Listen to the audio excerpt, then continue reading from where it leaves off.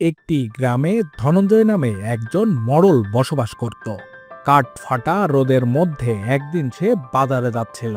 মোড়ল মশাই, এই দুপুরে খালি পায়ে জুতা হাতে কোথায় চললেন? রোদ তো একেবারে আগুন ঝরাচ্ছে, ছাতাটা তো অন্তত মেলুন। আরে, আমি কি তোদের মতো মাথা মোটা নাকি রে, যে আমি জুতা পায়ে হেঁটে যাব? আমার এই জুতা কি কোনো যাই তাই জুতা নাকি? জানিস এই জুতার দাম কত? পুরো 350 টাকা দিয়ে কিনেছি, তাও আবার 5 বছর আগে। কিন্তু জুতাটা যে এখন অনেক নতুন রয়েছে, জুতা যাতে তাড়াতাড়ি ছিঁড়ে না যায় তাই জুতা পায়ে দেই না সব সময়, বুঝলি? মোড়ল মশাই, আমি আপনার মতো কিপ্টে লোক এই বাপের জন্মেও দেখিনি। জুতা যদি পায়েই না দিলাম তাহলে জুতা কিনে লাভ কি বলেন তো সেটা? তোদের মতো অপদার্থ বেকার ছেলেরা এগুলো বুঝবে না যে টাকা রোজগার করা কত কঠিন। খাস তো বাপের হোটেলে, একবার নিজের রোজগার করে দেখ, তারপরে জুতো বগলের নিচে নয় বরং মাথায় তুলে হাঁটবি। শোনো কাকু, যখন টাকা রোজগার করব তখন এর চেয়েও ভালো আর দামি জুতো পরবো। আচ্ছা, জুতোর কথা না হয় বাদই দিলাম, তাহলে তুমি ছাতাটা কেন বগলে রেখেছো? ওই একই ঘটনা, রোদের তাপে যদি ছাতার কাপড়টা নষ্ট হয়ে যায়, আর তাই তো ছাতাটা গুটিয়ে রেখেছি, মেলে ধরছি না রে। উপরওয়ালা যে আপনাকে কি দিয়ে সৃষ্টি করেছে বুঝি না। আচ্ছা, ঠিক আছে, আপনাকে আপনার ছাতা মেলতে হবে না। নেন, আপনি আমার ছাতার নিচে আসেন, গরমে তো একেবারে ঘেমে একাকার হয়ে যাচ্ছেন। আরে বেয়াদব ছেলে, আমাকে আদিক্ষেতা দেখাচ্ছিস? দূর হ, আমার সামনে থেকে দূর হয়ে যা।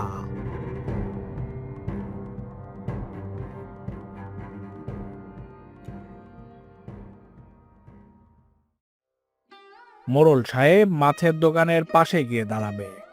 আরে মোড়ল মশাই, নমস্কার। আসুন আসুন, আজ কি মনে করে বলুন তো? এই যে মিজান, তা দাম কত তোমার মাছের? ওই যে বড় ইলিশ মাছটা, ওটার দাম কত? শুধু শুধু কেন জিজ্ঞাসা করছেন মোড়ল মশাই? আপনি তো আর কখনোই মাছ কিনবেন না। যাওয়ার সময় হয়তো সর্বোচ্চ কিছু পুঁটি মাছ নিয়ে যাবেন, তবে দাম জিজ্ঞাসা করে আমার সময় নষ্ট করবেন না। তুই কার সাথে কথা বলছিস তুই কি জানিস? আমি এই গ্রামের মোড়ল। যদি ইচ্ছা করি তাহলে আগামীকালই তোর দোকানটা তুলে ফেলতে পারি। শুধু শুধু রাগ করছেন কেন মশাই? আমি তো আপনাকে রাগানোর জন্য কিছুই বলিনি। বললাম আপনি তো পুঁটি মাছ কিনবেন। শুধু শুধু ওই রুই মাছ ইলিশ মাছের দাম জিজ্ঞাসা করে কি লাভ বলুন তো? আমার প্রয়োজন হয়েছে, আমি তোকে 100 বার জিজ্ঞাসা করব, আর তুই 100 বার আমার উত্তর দিবি। হতচ্ছাড়া দোকানদার, তোকে আমি আগামীকালই এই দোকান থেকে বের করে দেব। আরে বাবা, ঠিক আছে, দয়া করে রাগ করবেন না। আপনারা গ্রামের গণ্যমান্য ব্যক্তি, আপনারা যদি আমাদের মতো সাধারণ মানুষের উপর রেগে যান তাহলে কি করে চলবে বলুন তো? আপনার কোন মাছের দাম লাগবে বলুন, আমি বলছি। এই যে ইলিশ মাছ, এটা 1000 টাকা কিলো। এই রুই মাছ 150 টাকা কিলো। এখন আর তোকে সম্মান দেখিয়ে মাছের দাম বলতে হবে না। আমার যা জানার আমি জেনে গিয়েছি। এখন আমাকে 20 টাকার পুঁটি মাছ দিয়ে দে, এটা নিয়ে বরং বাড়িতে যাই।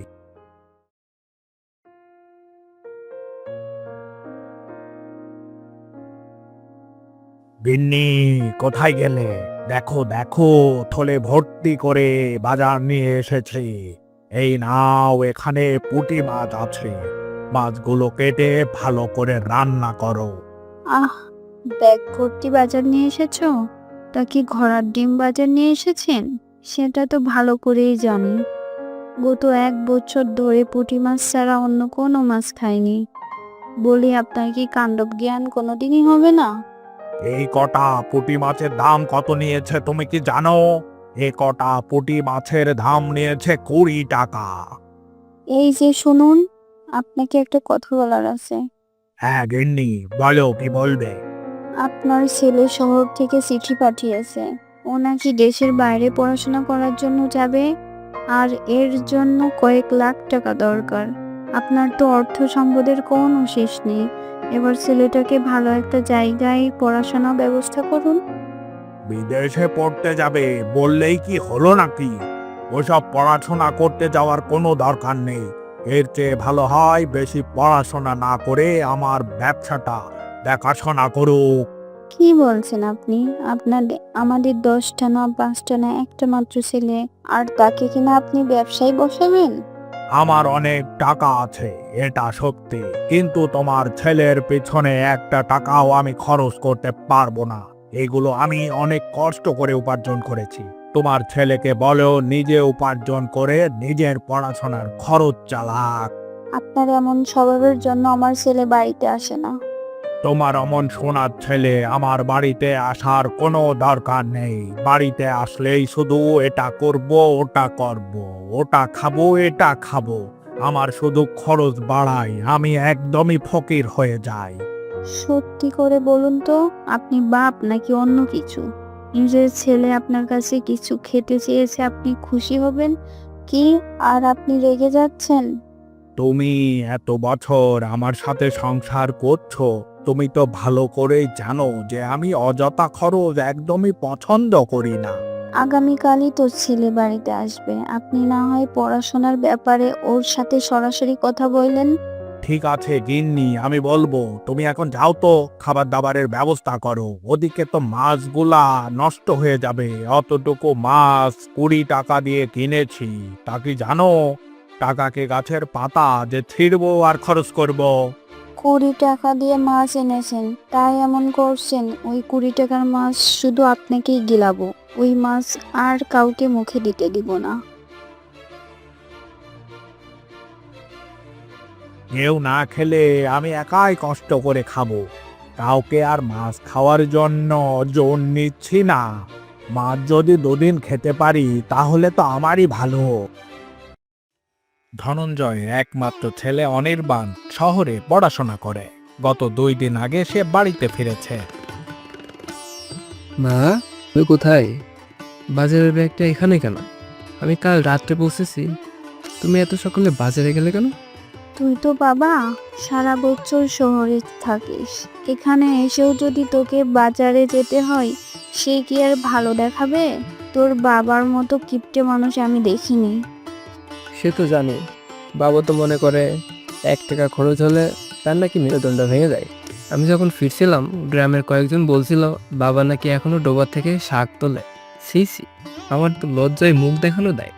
তোর বাবার এসব তোর জন্যই করে, যাতে তোর একটা ভালো ভবিষ্যৎ হয়।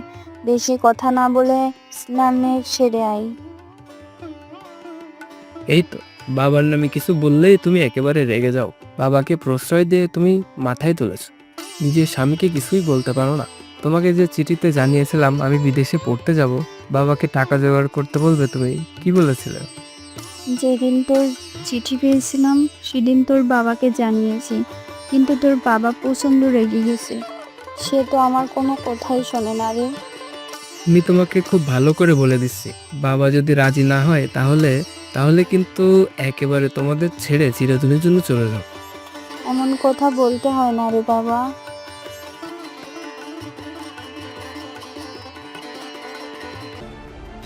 কি ব্যাপার মা, আজকেও ডিম ভাজা? আমি তো ডিম একদমই পছন্দ করি না। এতদিন পর এসেছি, একটি ইলিশ মাছও কি রান্না করতে পারলেন? আমি কি করব বল বাবা? তোর বাবা তো সকালবেলায় পুঁটি মাছ এনে বলে গেল রান্না করতে। ইলিশের কথা বললে তো তোর বাবা জ্ঞান হারাবে। না মা, এভাবে চলবে না। বাবাকে একটা শিক্ষা দিতেই হবে। আমি ইলিশ মাছ খেয়েই ছাড়বো।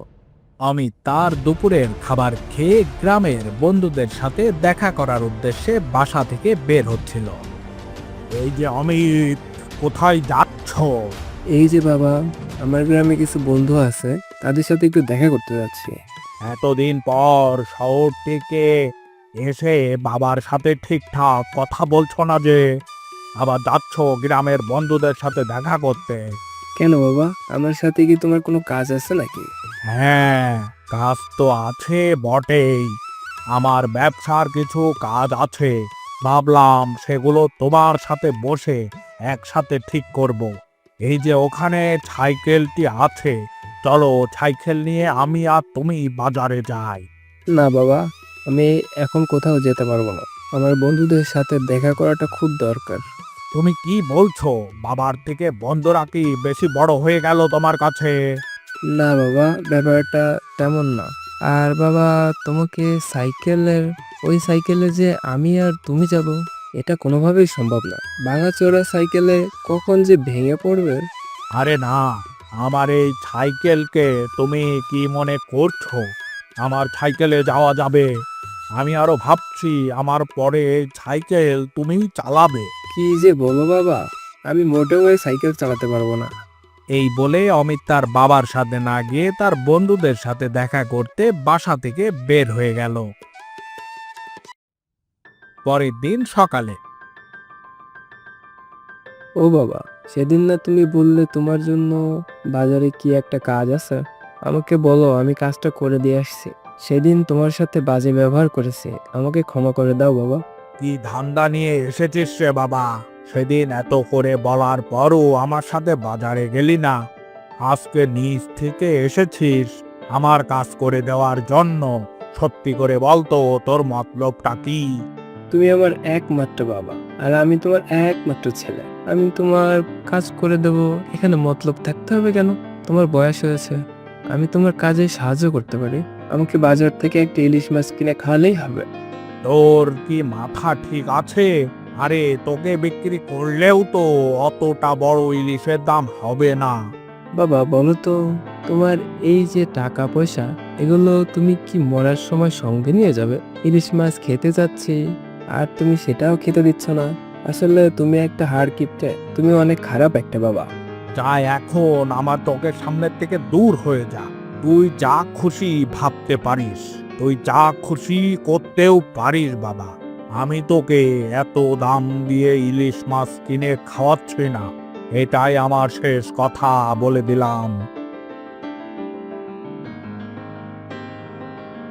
না, এভাবে চলবে না। বাবাকে একটা শিক্ষা দিতেই হবে। আমি ইলিশ মাছ খেয়েই ছাড়বো। ধনঞ্জয় বাজার থেকে একটি রুই মাছের পোনা কিনে বাড়িতে নিয়ে আসে। কি ব্যাপার, আজকে সূর্য কোন দিকে উঠেছে? তুমি গিয়েছো বাজারে আর হাতে দেখি মাছ। যখন কিনলে একটা বড় দেখে ইলিশ মাছ কিনতে পারতে। ইলিশ মাছ খাবে বলে বায়না করেছে। এত কথা বলো না তো, ছেলে মাছ খেতে চেয়েছে। এই যে ছোট পোনা মাছ এনেছি, এটা ছেলেকে রান্না করে খাওয়াও। মাছের জন্য সকাল সকাল আমার মাথাটাই কি খেয়ে ফেলবে? আমি দেখে তোমার মতো কিপটে মানুষের ঘর করলাম এত বছর। অন্য কেউ হলে সেই কবেই বাপের বাড়ি চলে যেত। একটা মাত্র ছেলে আমাদের, ইলিশ মাছ খাবে বলেছে আর তুমি আসো হিসেব নিয়ে। এত কথা শুনতে আমার ভালো লাগছে না। আমার ঘরে না থাকতে ইচ্ছা করলে বাপের বাড়ি চলে যাও। মা বাবার এই কিটেমি আর সহ্য হচ্ছে না। এর একটা বিকল্প ব্যবস্থা বের করতে হবেই। এ আমার বাবা হলে আমিও তার ছেলে, আমি তার কাছ থেকে ইলিশ মাছ খেয়ে ছাড়বো না। এই যদি নিজের ইচ্ছায় মাছ না কিনে, আমরা কি করতে পারি বল? চেষ্টা তো আর কম করলাম না। বাদ দে বাবা, ইলিশ মাছ খেতে হবে না। নিজে যখন রোজগার করবি তখন বড় বড় ইলিশ মাছ কিনে খাবি। না, একটা বুদ্ধি পেয়েছি। বাবা সাইকেলটা লুকিয়ে রাখবো, আর তার সবচেয়ে পছন্দের জিনিস হলো এই ভাঙা সাইকেল। বাবার যখন হন্য হয়ে সাইকেল খুঁজবে, তখন আমি বলবো সাইকেল আমি খুঁজে দেব, তবে আমাকে ইলিশ মাছ কিনে খাওয়াতে হবে। দেখ বাবা, শুধু শুধু একটাই ইলিশ মাছের জন্য এগুলো করিস না। সে যদি জানতে পারে তাহলে অনেক অশান্তি করবে। আরে মা, তুমি এত কিছু ভেবো না। আমাকে আমার কাজ করতে দাও, পরে বাকিটা আমি বুঝে নেব। দুপুরবেলা ধনঞ্জয় তার বহু পুরনো সাইকেলটি খুঁজছেন, যা তার খুবই প্রিয়। কিন্তু সাইকেলটি কোথাও নেই। বিমলা, অমিত, আমার সাইকেলটা কোথায় গেল রে? আরে আমার সাদের সাইকেল কে যে নিল?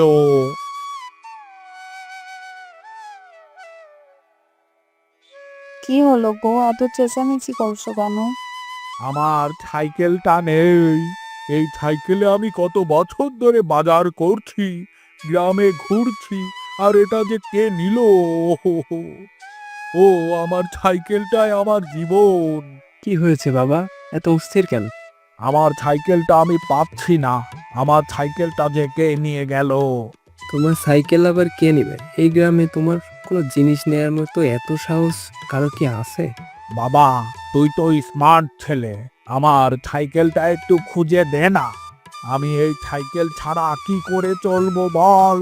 আরে বাবা, চিন্তা করো না, এই ভাঙা সাইকেল কেউ নেবে না। তবে যদি তুমি আমার একটা কথা শোনো, আমি তোমার সাইকেল খুঁজে দেবো।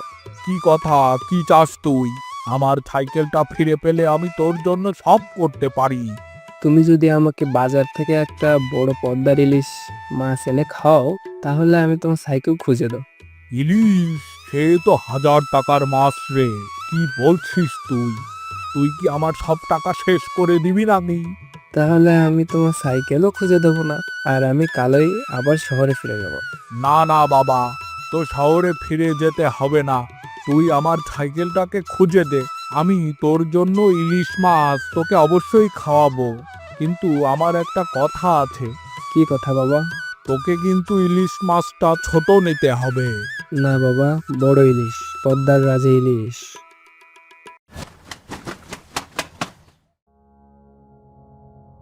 ধনঞ্জয় একটা বিশাল ইলিশ মাছ নিয়ে বাড়িতে ফেরে। ইলিশ মাছটি দেখে বিমলা অবাক হয়ে যায়। ও গিন্নি, কই গেলে? এই না ইলিশ, পদ্মার রাজা। অমিতের জন্য এনেছি। ভালো করে সরষে ইলিশ রান্না করো তো।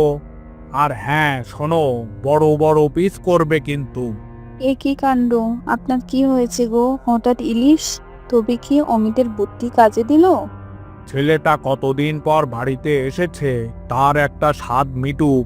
ইলিশটা রান্না করো তো তাড়াতাড়ি। দুপুরে সবাই মিলে তৃপ্তি করে সর্ষে ইলিশ দিয়ে ভাত খায়। ধনঞ্জয় নিজেও বেশ আগ্রহ নিয়ে খাবারটি খেলো। খাবার খাওয়ার পর বাবা, আমাকে ক্ষমা করে দাও। আমি তোমার সাইকেলটি ইচ্ছা করেই লুকিয়ে রেখেছিলাম। আমি জানতাম তোমার কাছে সাইকেলটা কত গুরুত্বপূর্ণ। আরে বোকা ছেলে, আমি সবই জানতাম। সেদিন তুই রান্নাঘরের পাশে বসে মায়ের সাথে ফিস ফিস করছিলি, আমি সব শুনেছি রে বাবা। তার মানে তুমি সব জানতে, তবুও ইলিশ কিনলে? হ্যাঁ, আমি জানতাম, আর জেনে শুনেই তোর জন্য ইলিশ এনেছি।